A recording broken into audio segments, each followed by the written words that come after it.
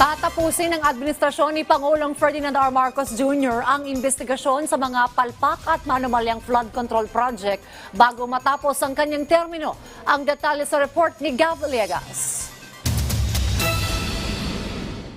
Nagsimula ng bumaha ang mga katiwalian sa mga flood control projects ng gobyerno. Merong bara-bara lang, masabi lang natapos na. Pero mas malala ang mga proyektong hindi naman tinangay ng baha dahil wala naman talaga sa mapa. Ngayon naglutangan ang mga anomalya sa bilyong halaga ng proyekto matapos kaya sa termino ni Pangulong Ferdinand R. Marcos Jr. ang investigasyon? Yan po ang gagawin po ng Pangulo.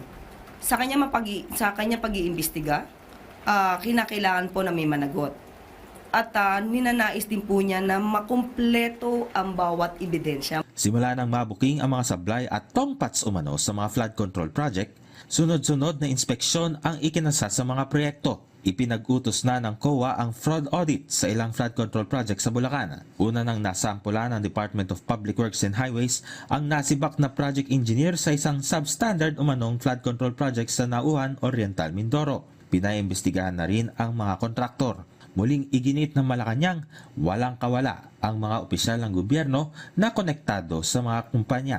Sa mga top 15 contractors na di umano may kaugnayan sa mga senador, katulad ni Senator Bongo, kaibigan man, malapit sa kanyang puso, kung nakakasama sa mga anomalyang katulad nito, ito po ay paiimbestigahan at pananagutin ang dapat managot. Sa ngayon, nasa 60 hanggang 80 bilyong pisong pondo ang pinarerendahang ilabas ng Pangulo.